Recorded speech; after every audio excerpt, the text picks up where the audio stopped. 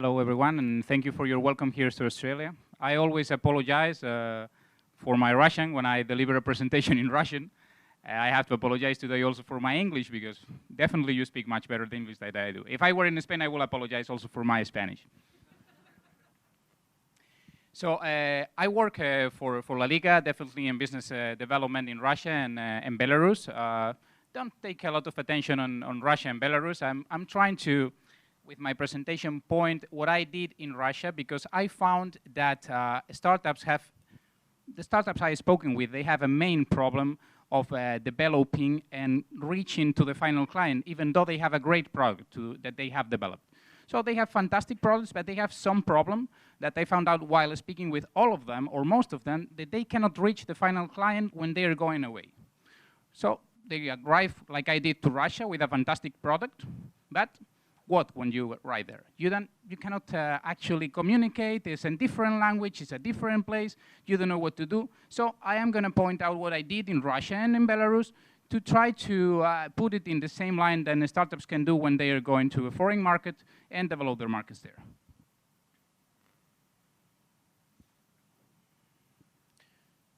We always start with Messi when we're talking about La Liga.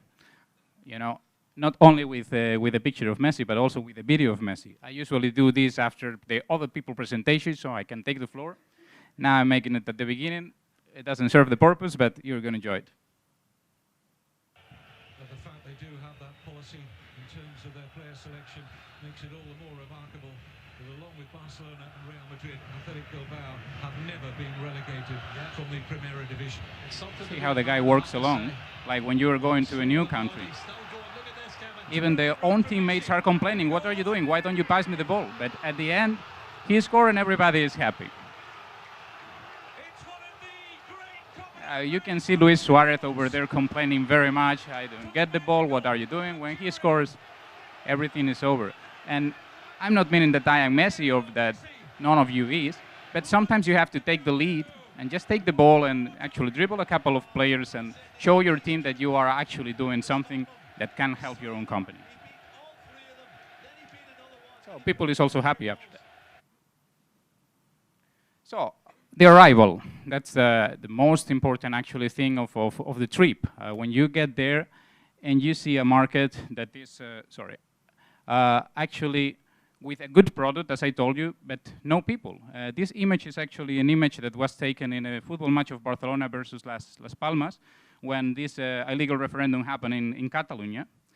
So Barcelona actually closed the field for the people for security reasons, but it represents very much the image of a good product with no actually clients or nobody to see it. So when I arrived to Russia, it was a good and a bad market for me. A bad market for La Liga and a very good market for me, because I could show a lot of things of evolution by myself.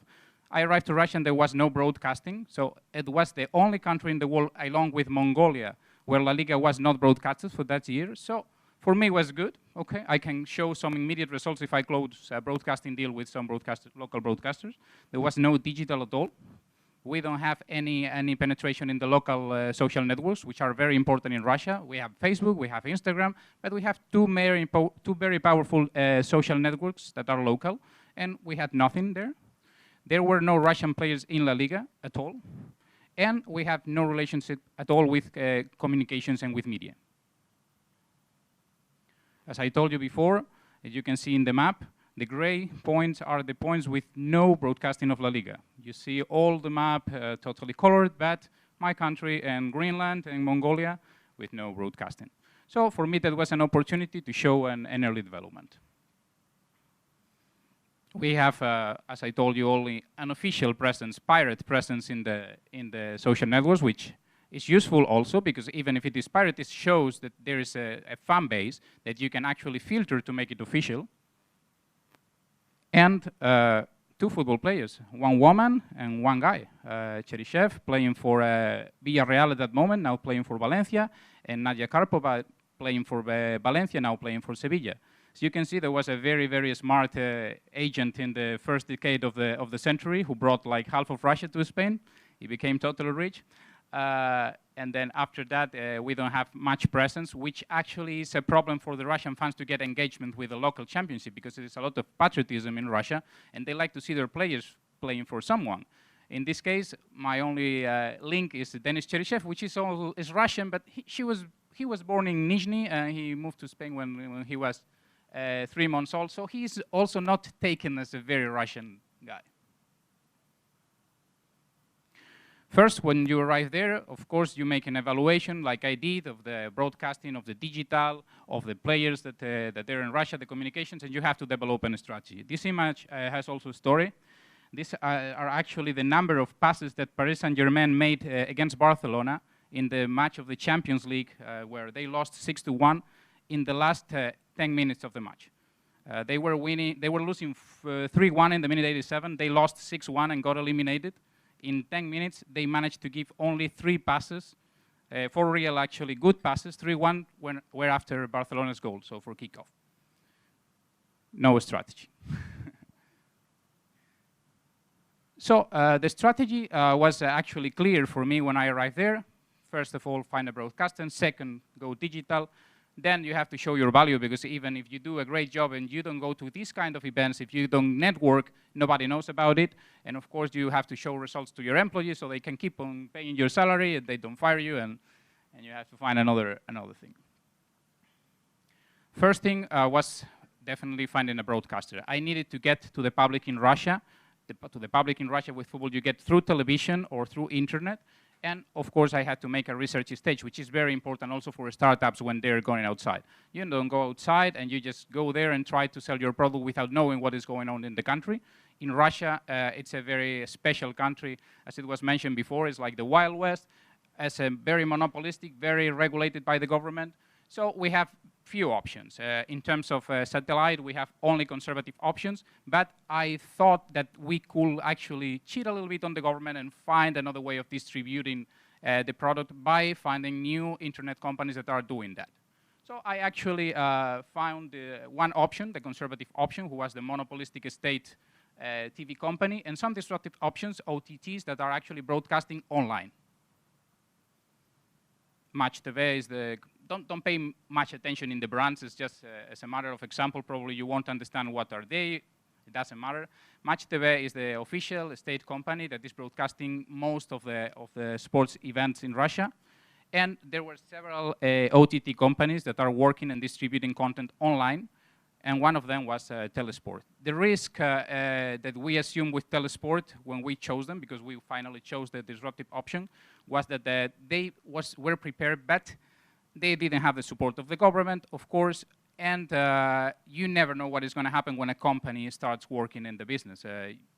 With Match TV, we had a safe broadcasting, probably with less distribution, but a safe broadcasting. But still, we decided to innovate a little bit, to find new solutions, and to go to Telesport. With the digital, the same. We make a research. Essentially, what is better to come into the country, because we have a limited budget, which is also that the startups have. It's not that I am working for La Liga and I have unlimited amount of money to go to a country and just buy everything I can. No, definitely, I was dropped there like in a parachute with no budget at all. So I had to find my way to get to free things, actually. I got 0 budget at the beginning, but my salary. And my daughter and my wife spent all my salary, so I couldn't afford to actually make it for the media. So we made a research on the digital, and we found out that there are 2 local social networks that are actually the most profitable for us to get in.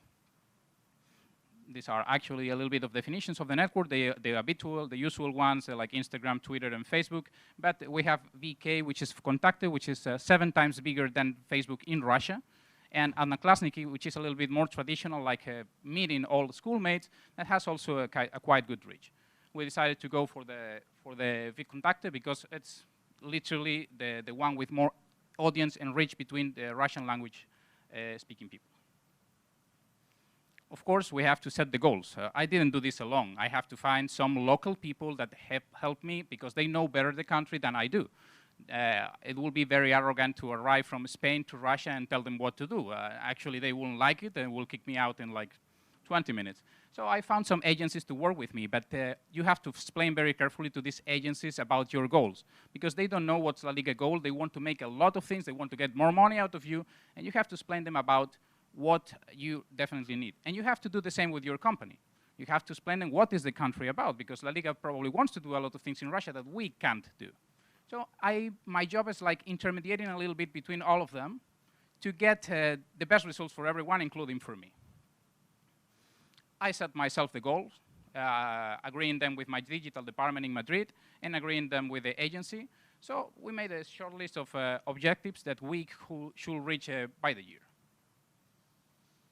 Actually, we got good results with zero investment, but the money that we were giving to the agency, we got 900,000 followers organic in the social networks, which allow us to be much known in the country and attract sponsors, and the most important, to help the teams of La Liga to develop as well as individuals in the country.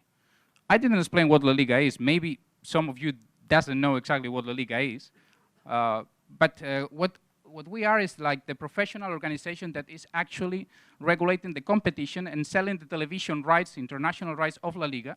We gather all this money and we split this money between the football teams of the professional football in La Liga. So we are essentially a kind of interposed subject between the broadcasters and the clubs. We get their money and we split them. So yeah, with the digital, we got a good engagement rate, a lot of followers, some commercial leads, and some actually teams that are ready to start in the market, like Sevilla, Betis, Real Madrid, and Eibar. After that, you have to show your value. I spent the year going to everywhere, liked it or not. I changed a lot, personally and professionally. I didn't like people. 2 years ago, I won't never come to an event like this, or 3 years ago. I like to work myself. I'm a lawyer. I'm a technical. I like to sit down, do my things. Okay, people is fine, but only when I want. I have to change my ways. I start going to every single conference, breakfast, commercial trip, commercial meetings, meeting a lot of people. You know, fake smiles helps a lot sometimes. I had a lot of fake smiles during a period of time. But with the time, actually, you get it better and you start liking it, and you just come to these events because you like it. You make a lot of networking that can help you in any single case. You never miss one of these meetings because you never know what you're going to find there. You meet with every kind of people, from government to corporates to particulars, and there is always a surprise in the person that you never imagined that can help you in the country, personally and professionally. Plus, sports are fancy. You have to take the advantage that when you're talking about sports, it's not the same than talking about mining or buildings. You know, it's something that people likes it, that they get fun out of it. So they are actually ready to listen to you much more and to collaborate. Meetings. You go to the meetings, then you have to follow up. At the beginning, you always say yes, then you have to start saying no sometimes. It's difficult when you say to everyone yes, but you have limited time. So you have to control a little bit and start filtering after 6, 7 months to know with whom you are meeting, but it's still, most of the times you have to attend to these events. Last year, I was counting them yesterday to tell you, 24 different events. 24 different events, and in Russia they are very compressed in like a season, then 3-4 months. So I was going like every day to a different event to explain my project, to explain my professional project, to explain high project, and to explain La Liga project. If you have the budget, and if you're a startup going to a foreign country, and if you don't find an event that is proper for you, you may need to organize it yourself. That's not that cheap. I was lucky that in Russia, the year after I arrived, there was the World Cup of football, so we found a great opportunity to get a little bit of budget from my headquarters to organize a big event in the Red Square in Moscow, just in front of the FIFA football field. We made a little bit of ambush marketing. I'm sorry about that, but they do it all the time, so we took the opportunity also to do it ourselves. So you invite a lot of people also from very different segments of the population to these events. This is really fancy. They like to go. They give you the business cards, and they help you with the development in the country as well. You have to work with influencers, especially right now. Working with influencers and celebrities is very important, and doesn't need to be related with football. Actually, if you see in the pictures, you may not know all these people, but the first one is a singer, the second one is a journalist, the third one is an ice skating professional. The only two football players are the ones with me in the picture. So we try to bring people from another industries and segments of the population to football, because we don't need to go to football. We have already the people from football. So we just trying to bring from another industries, like is the case, to our deal to get them inside so they can promote it by themselves between their audience. You might think that this is very expensive. I spend zero in all these people. It's a matter of networking as well. I met them all in these networking events that I was telling you before. You invite them, they come here, you speak to them, and they are actually really, really happy to collaborate for free at least 1 or 2 times. The third one, they start asking for money, but at least you got them for 2 times, and you get actually good engagement rate, getting new followers, and getting a lot of new people from them. And then definitely you have to show the results. I showed the results before, but I have to show the results, and you have to show the results to your bosses when you're coming back to your country once a year, time to time. This is in Russian, but we got a good sponsorship in Russia in the first year of operations there, which is bringing money to give to our clubs as well. This is a betting house, which is highly regulated also in Europe, and sometimes it's taken not very socially responsible, but this is where the money is coming from right now. So we closed a deal of 4 years with this company called Fonbet, which is a high success for me in the country and for La Liga, because we had no sponsors before. And you can compare the figures from the years before and for the last 2 seasons, actually, 16-17 and 17-18. We had no money coming from broadcasting rights, and we started making a lot of money on it. We had 0 viewers because we had no official broadcasting. We got more than 170 million viewers for the first year, because actually our broadcaster was distributing not only in the television and satellite, but also online for free, which for us is fantastic. They pay to us, and they give our product for free to the whole population without no registration at all through the social networks. So they were using VKontakte, this social network that I told you before, to give for free our product, all 10 matches per week. So it was a huge reach that we got by getting this deal with this new OTT, as I explained before. Social networks we had known. We opened first VKontakte. We opened after that OK, which is Odnoklassniki. The number of followers is not updated in this slide, but it reaches today to 1 million followers in less than 18 months, which is good. And in terms of sponsors, we had known before, and now we have Fonbet, and we are about to close deals with another 2 more. And of course, after you do all this job, you have to set the strategy for the next year, analyze what you did the year before, set the new goals, correct what you did wrong, which is very important because I did many things wrong. I don't know how did I actually resist for the first 3 and 4 months. I have to say thank you to my company because they were very comprehensive with me. And you have to actually to set up new KPIs depending on your evolution in the country, set new goals, and go ahead with them. And that's it. Thank you very much for your attention.